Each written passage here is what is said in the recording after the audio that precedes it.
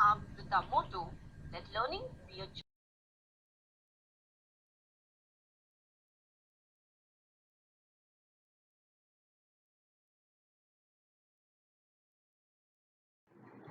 Hello students, this is Miss Ruhi from Thakur Vidya Mandir High School and Junior College.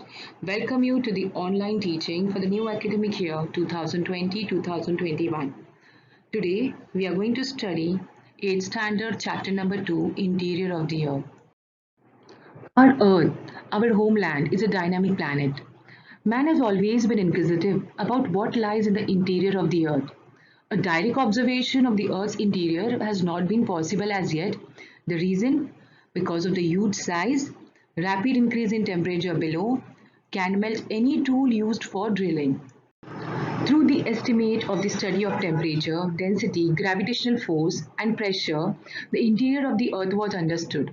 In this given figure, we can see the layers of the interior of the Earth.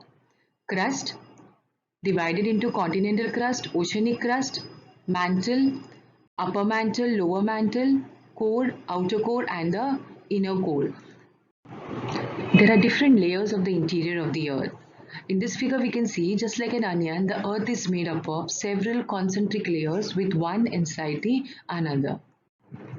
Now let us try to understand the interior of the Earth. The first layer, that is the crust, the second layer mantle, and the third layer, that is core.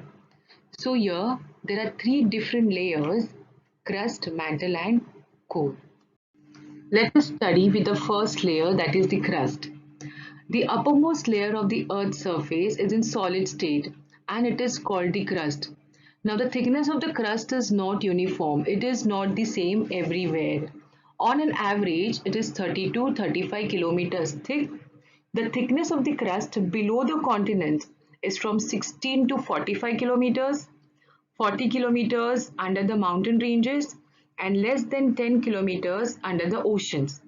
Now students, as we go deeper under the surface, temperature keeps on increasing. After that, the rate of increase in temperature reduces and again increases in the core. At the center of the earth, the temperature is around 5500 degrees Celsius to 6000 degrees Celsius. The crust is the thinnest of all the layers when compared to the mantle and to the core, and it is divided into two sublayers, that is the continental crust and the oceanic crust.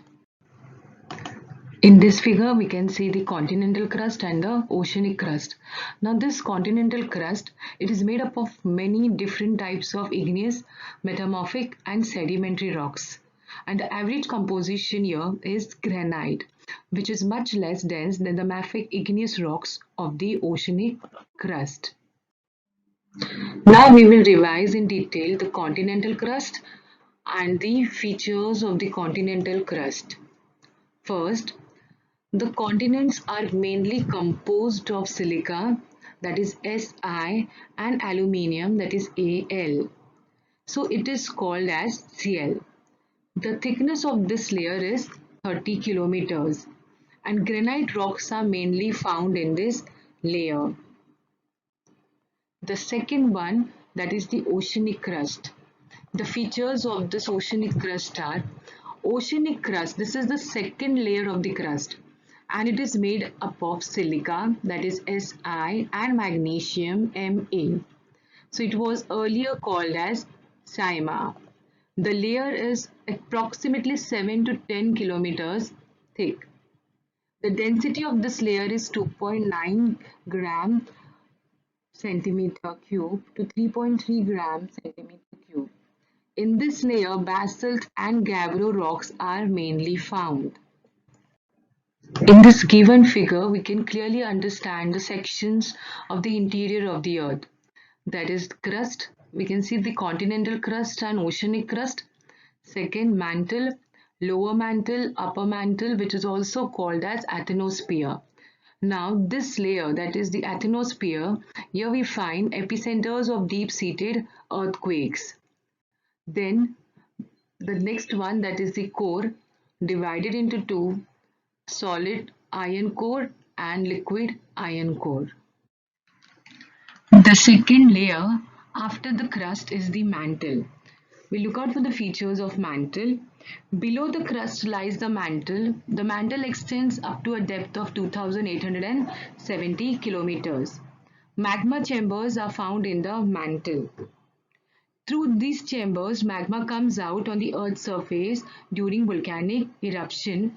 In the previous slide, we have seen that this layer is also known as asthenosphere. Epicenters of deep-seated earthquakes are usually found here. Mantle begins at a depth of around 42 kilometers from the Earth's surface.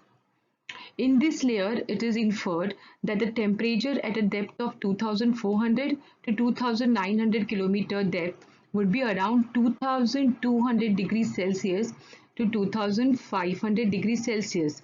It is estimated that this layer extends up to a depth of 2870 kilometers.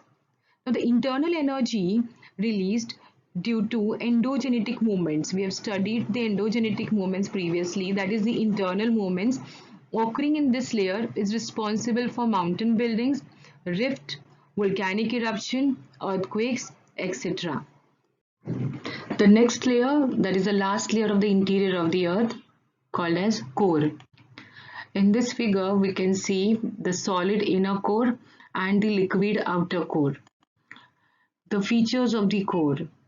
The core starts from around a depth of about 2900 kilometers from the Earth's surface. The part of the Earth's interior extending from the mantle up to the center of the Earth is the core. So the thickness of the core is about 3471 kilometers, and core is further divided into outer core and the inner core. We will look out for the features of the outer core and the inner core. Students, let us look out what are the features of the outer core and the inner core. First, we start with the outer core. Now, the outer core extends from around 2900 km to 5100 km. And the secondary waves of earthquake, they cannot travel, they cannot pass through this core. And they get absorbed. As they try to pass through this core, they get absorbed in this region. And this has led the scientists to believe that the core could be in liquid or semi-liquid state. The primary waves can travel through this layer. So the secondary waves cannot travel, but the primary waves of earthquake, they can travel through this layer. But as these primary waves, they enter the outer core, the speed reduces when they pass through this layer. The density of outer core is 9.8 gram per centimeter cube, and the temperature of the liquid outer core is around 5000 degrees Celsius. So we have learned that the outer core of the Earth's interior is in liquid state, and the proportion of iron is more in this layer. Vertical currents, they originate in this liquid layer, and this is another characteristic of this area. The second layer of the core is the inner core. Now, the features of inner core. Inner core extends from around 5150 kilometers to 6371 kilometers. The inner core is in the solid state. So here if you see, the outer core is in the liquid state and the inner core is in the solid state. Now this inner core, it is made up of nickel and iron. So nickel, that is Ni, and iron, that is Fe, what we call it as ferrous, and that is why it is called as Nif. As the materials in this layer are under extreme pressure, the inner core is in the solid state. So the temperature here is almost equivalent to the surface temperature of the sun. Students, now let us summarize the various layers of the interior of the earth. The first layer, that is the crust, and the average thickness of the crust is 30 kilometers, further divided into continental crust and oceanic crust. The second layer, that is the mantle. Mantle, the further divided into upper mantle and lower mantle. Mantle begins at a depth of around 42 kilometers from the Earth's surface, and it is estimated that this layer extends up to a depth of 2870 kilometers. The next layer, that is the last layer, core. Core divided into outer core, that is in liquid state, inner core, that is in the solid state. Now the core starts from around the depth of about 2,900 kilometers from the Earth's surface, and the thickness of the core is about 3,471 kilometer. Last, we can see the inner core. The inner core, it extends from around 5,150 kilometers to the depth of around 6,371 kilometers. That is the Earth's center. Now, these layers are subdivided on the basis of seismic waves. Now, what are seismic waves? Seismic waves are also called as earthquake waves, primary, secondary, and surface waves. So scientists were able to find out the different layers of the interior of the earth through volcanic eruptions and through the earthquake waves. Thank you.